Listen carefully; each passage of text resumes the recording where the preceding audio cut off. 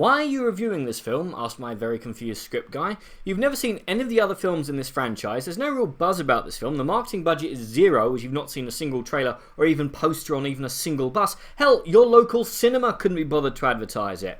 "True," conceded I, "but you can make the same argument about Puppet Master: The Littlest Reich, and that disgusting, sick little film is still riding high in my end-of-year top 10. Besides, isn't that the whole point of a reboot? To attract a new audience to the franchise, as well as ridding yourself of a sometimes suffocating amount of some frankly baffling continuity? Besides, Aubrey Plaza is amazing in pretty much everything she does, and legendary voice actor Mark Hamill..." You were so busy thinking of Mark Hamill as a celebrity, you forgot that he's also a talented voice actor.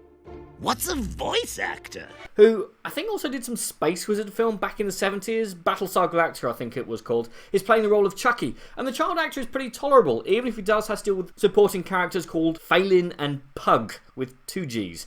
For no discernible reason that I could work out. The setup's interesting as well. Gon is the soul of a serial killer getting trapped in a doll, and instead we get, well, Skynet.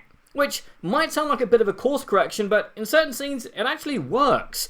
Given that the villain's AI instead of a trapped soul, he can control everything that's connected to the Internet of Things. Cameras, thermostats, driverless cars, and more, which is an idea that's really underused in modern horror. But it all falls apart when, instead of being an evil and malevolent AI, we realise that our villain is a doll that sometimes has super speed and whenever the plot requires it, and the rest of the time just sort of beams around the set.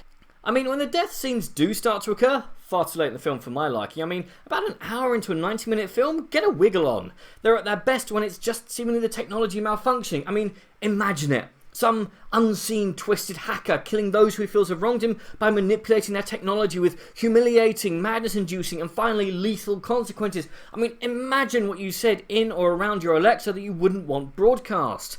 In other words, the villain in this movie is scarier when he isn't around, as when he is on set, he's about as scary as cold pizza, and can be defeated with a good kick. But this film has issues beyond the monster who could easily have been removed for the improvement of the film, only at the cost of losing all that lovely name recognition.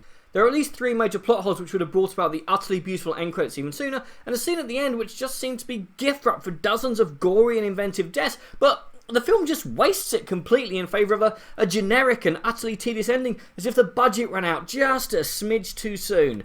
The characters are all cardboard, too many of them make it to the end credits, and there's just something so old-fashioned about it. I called everything that was going to happen about 5 minutes before it did, and called the ending about 2 minutes in. The film needs to develop its ideas more, use its idea to create a sense of looming horror from which there is no escape, as there is a great idea for a horror movie in here. Hell, they even have a guy who would have been a much better villain, at least until Chucky bumps him off. As a film to throw on, it's slow until it goes mad in the last half an hour. As a horror film, its monster is scary when he isn't around, and it's just utterly predictable and old-fashioned, squandering what could have been a really cool, scary idea for the sake of a brand name. It's not completely hopeless. There are some inventive death scenes, and the actors are doing what they can with what they have, especially Hamill, but it just comes across as a pointless remake that could have been a cool idea for a brand new franchise in its own right.